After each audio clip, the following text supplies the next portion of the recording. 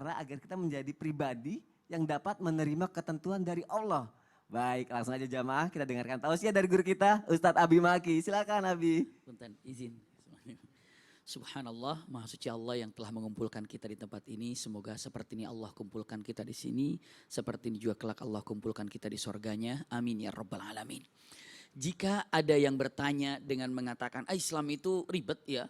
Aturan begini, aturan begitu, begini, begitu. Punten. Jawabannya adalah punten.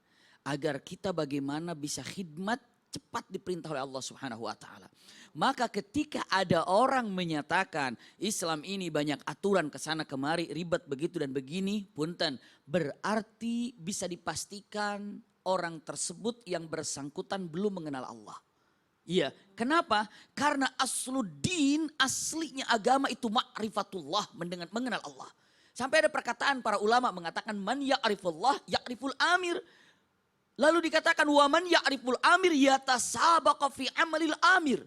Siapa saja yang mengetahui Allah, mengenal Allah, maka dia mengetahui siapa yang memerintahkannya. Dan apabila dia tahu siapa yang memerintahkannya, dia akan bersegera untuk melakukannya. Dan apabila punten, misalnya diperintahkan Anda pakai masker misalnya kan. Siapa yang menggunakannya? Misalnya fulan, siapa dia?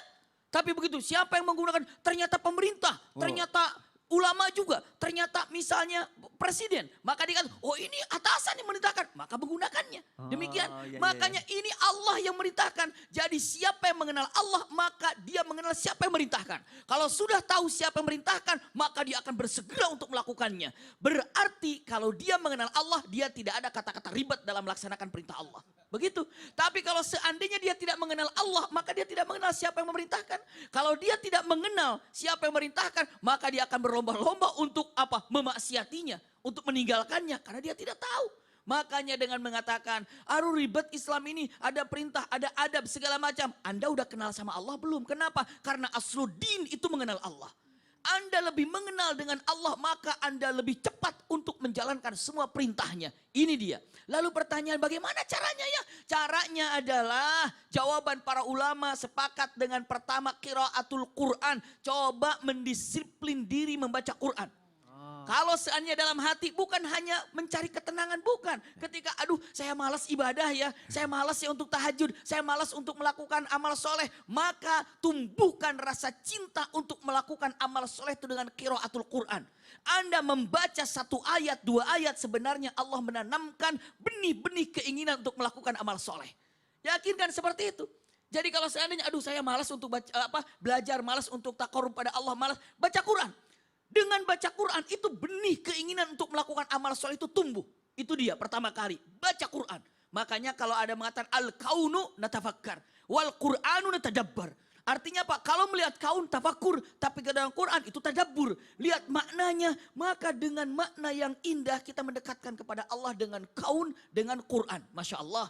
Dan selanjutnya, punten bukan hanya itu, resapi nikmati, coba dengan istilahnya apa? Salat. Saat melaksanakan sholat, keindahan dengan Allah Subhanahu wa taala, merasakan kenikmatan, kenyamanan, maka punten tidak akan pernah menjadi rasa beban berat untuk melakukan ibadah. Jadi kalau mengatakan intinya arifullah, Anda kenal dengan Allah, maka tidak ada beban berat dalam melaksanakan ibadah apapun. Masya Allah, jazakallah khair Abi.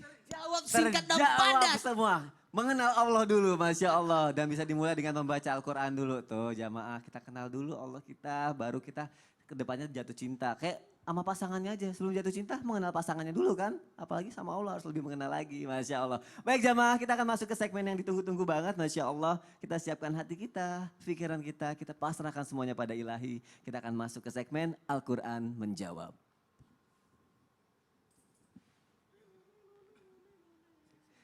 Silakan Abi Maki dan juga Ustadz Syam. Bismillah. Subhanallah. Tidak ada makhluk yang Allah ciptakan di muka bumi ini kecuali seluruhnya tunduk padanya. Sujud padanya. Apapun nama makhluknya, nampak atau tidak nampak. Mau atau tidak mau. Langit, bumi, matahari, bintang, dedaunan, kerikil, batu, semua sujud pada Allah Subhanahu wa taala. Dan ini menunjukkan kalau kita ini tidak ada kesulitan ataupun alasan untuk tidak sujud pada Allah Subhanahu wa taala. Nurut pada Allah Subhanahu wa taala, tunduk pada Allah Subhanahu wa taala. Benarkah ini adanya? Benar.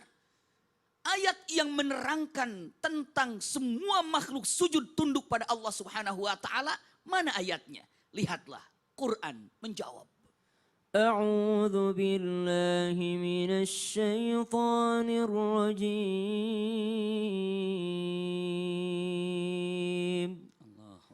ولله يسجد من في السماوات والأرض طوعا وكرها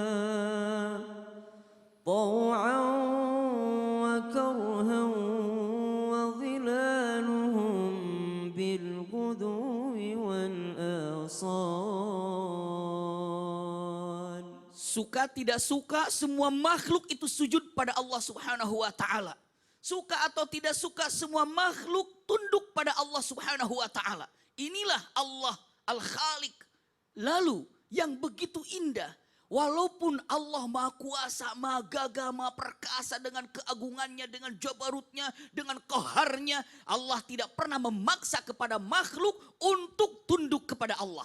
Silahkan. Tapi Allah turunkan para nabi, para rasul untuk memperlihatkan mana hak dan mana batil. Hai manusia, silahkan lihat mana hak dan mana batil. Ikuti yang hak dan jauhi pada yang batil. Itu adalah anjuran dari Allah Subhanahu wa taala tanpa memaksakan. Padahal Allah sanggup untuk memaksakan itu. Kenapa? Karena ini adalah keagungan Allah Subhanahu wa taala. Apa ayatnya? Quran menjawab.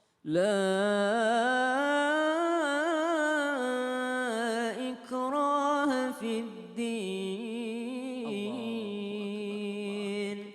قد تبين الرشد من الغي فمن يكفر بالطاغوت ويؤمن بالله فقد استمسك بالعروة الوثقى لا انفصام لها. Allah katakan, terserah Anda beriman tidak beriman. Aku tidak butuh kalian, kalian yang butuh aku. Anda tidak tunduk, Anda syukur, Anda kufur, terserah kalian. Tapi aku berkewajiban. Masya Allah, para nabi pun menyatakan demikian. Menyampaikan mana hak dan mana batil. Silakan Anda pilih. Usikum wa iyaya nafsi bitaqwallah. Ternyata bagi mereka yang terlalu mencintai dunianya, terlalu mencintai hartanya, menjadikan raja sebagai hartanya, harta jadikan raja, lalu ilmu dijadikan raja. Kelak Allah bertanya, punya siapa kerajaan hari ini? Siapa yang akan kau tundukkan nanti kelak di akhirat? Lihatlah jawaban yang indah, Al-Quran menjawab. يوم هم بارزون لا يخفى على الله منهم شيء لمن الملك اليوم.